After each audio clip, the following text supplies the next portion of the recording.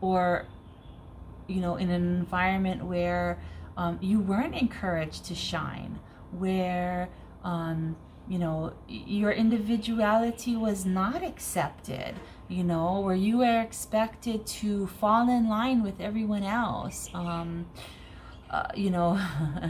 stepmom used to say children should be seen and not heard. Okay, so that is like something that is really like dampening to one's spirit, right? Especially as a child, when you have all of this I was like unfettered energy, this spirit that hasn't been completely crushed yet, that's definitely crushing it, right? Yeah, so if if there were expectations put on you, such as as a child, like being perfect, getting good grades all the time, or doing all of your chores, and forgetting sometimes was not allowed, or there was no room for any kind of mistake or error. And if you did make a mistake or error, it was a big to do about how awful you were because you made a mistake. Then coming out of that, and having your self-love intact is a lot more challenging. So it's important to really figure out, like, okay, where was it that you came from? What were those circumstances? What was that conditioning that was placed on you? How did your upbringing either allow your fire to shine, or allowed it to be dampened? Like, where do you fall within that, within that spectrum, and how has it impacted you into adulthood?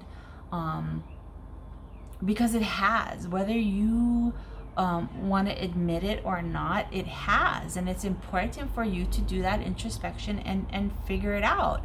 And it's important for you to come to a place where you are beginning at least to understand how you feel about yourself, right? And not really care so much about how other people may feel about you, but care about how you feel about you. Because if you don't like yourself,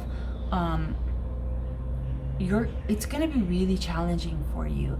And if you feel like there are a lot of reasons why you don't like yourself, then that's especially a good indication of why you need to go back and look at your childhood experiences and look at the messages that were given to you and see how those messages shaped you. And maybe you actually did grow up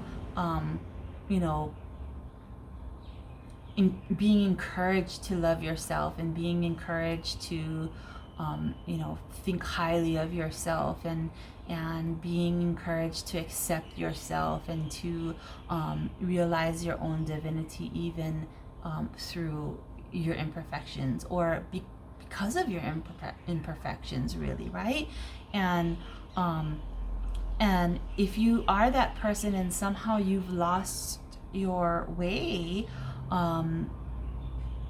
then it's important to look at how you lost your way. So the point is, something led you to the place where you are now, and it's important to understand what that something is so that you can start to change it, right? So if you did come from an environment where you were not encouraged to be yourself, or to to express yourself or anything like that, then now is the time to reprogram that conditioning, to reprogram your thoughts, your framework into one that is of self-love. If you listen to your self-talk, that is a good indication of where you're at with that. If you are someone who is always, your self-talk is always negative, for example, you get up in the morning and you look at your you know, you look at your reflection in the mirror and go, oh, you're so ugly. Okay, that is a clear indication that something's happening that is really not serving your best interest. And where is that coming from? Why would you look in the mirror and say such a negative thing about yourself? Why would you look in the mirror and see ugliness instead of beauty? Okay, that's if that's what's happening, you seriously need to ask yourself that question. Okay, why? And then once you know why, then you can kind of work on reprogramming that, so that, you know, you begin to say, oh, you're beautiful. You know, even if you don't believe it at first, that's okay. You'll start to. Okay. I mean, this is an incredible, unbelievable reading for you. And I think that we've kind of really touched on these already. We have the Fool and the Hermit. The Fool is this incredible 0 point energy that is like, anything is possible. It's like this 0 point energy, this quantum field of endless possibilities. Anything is possible. Absolutely anything is possible. And for me personally, I believe that wholeheartedly. If 5 years ago, if you asked me, if I thought that, flying was possible, like, just me, myself out there flying, and I would have said, of course not, that's crazy, that's ridiculous. But you know what? I can say right now that it absolutely is. Maybe not in this reality, but definitely in a parallel reality. If you think about astral projection, basically that's like, flying into different realities. And so absolutely it's possible. It may not be possible in the terms that you are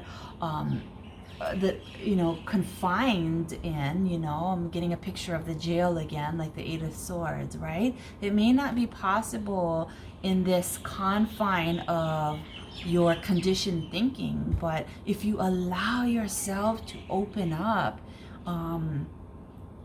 to source, to your soul self, you can receive these incredible downloads that are like these openings into these thoughts and ideas that never before existed in your current reality. And as they come in, you may have a feeling of being a little crazy, like maybe you're losing it a little bit, or like you're crossing over into some scary dimension where you don't know if you're going to end up in a in the psych ward or something like that. I think that what you'll find when you talk to people is that many people who have gone through the awakening process experience that very same thing, because their entire reality is being not necessarily shattered, but dismantled a little bit, and allowing in other possibilities that before never existed in your current reality. And it's quite a beautiful thing. I mean, if you think about it, and this is really evolution, right? Because if you think about it,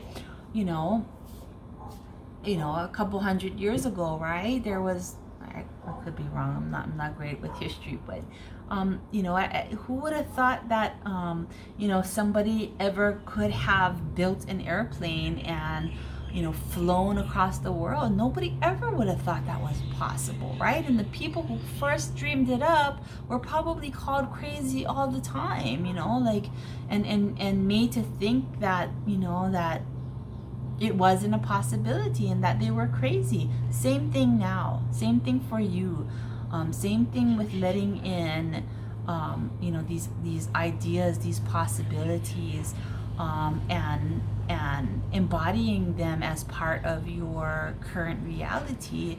That it's the same thing as if like you were an inventor coming up with a new, a new tool or a new, something, right? You are an inventor coming up with new ideas, new ways of looking at things, new ways of engaging in the world that you then can share with others who can also start to look at the world in these new ways, and therefore, you know, expand their consciousness, right?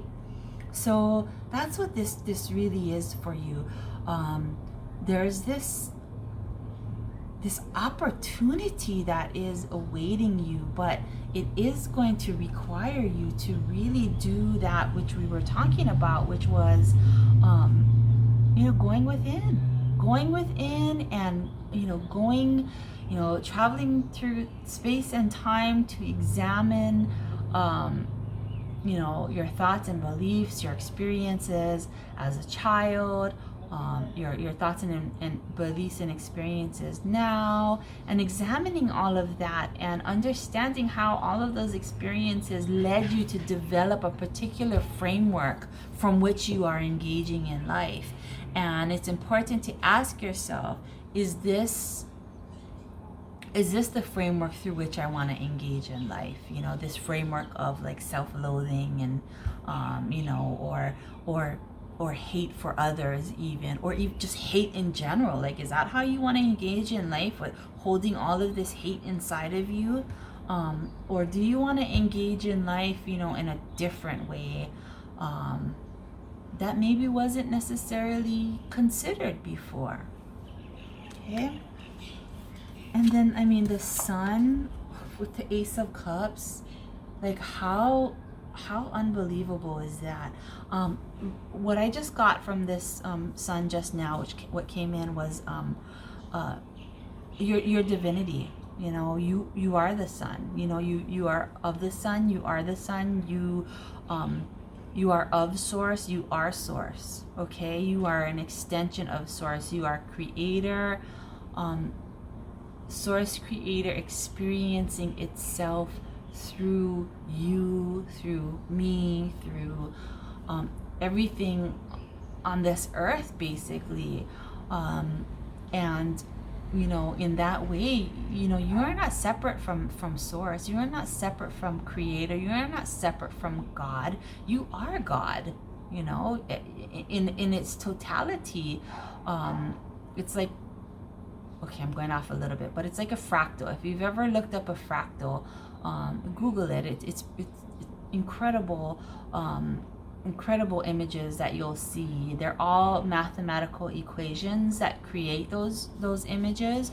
But what's amazing about a fractal is that the whole is within the part, and that is really an analogy for your own life.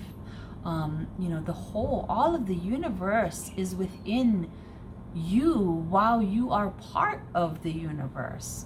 Okay, you are both part of the universe and you contain the entirety of the universe, multiverse, whatever, all existence within you. Okay, and that's what this is. But in order for you to really embody, I've been using that word a lot lately, embody this this idea of you being source, you first have to understand self-love. You first have to embody this self-love, right? This self-love really is one and the same with source. You know, as you love yourself, you are thus loving source, because you are one and the same with source. Okay, so I'm going to stop there. That was a lot, I know, but I mean, the energy coming from these cards is just incredible. These are all major arcana cards. I mean, and then the Ace of Cups. I mean, the Hermit, the Fool, the Sun, and the Ace of Cups. That's something big. That's something big for you, Leo. Yeah, it's something is coming together for you for sure. I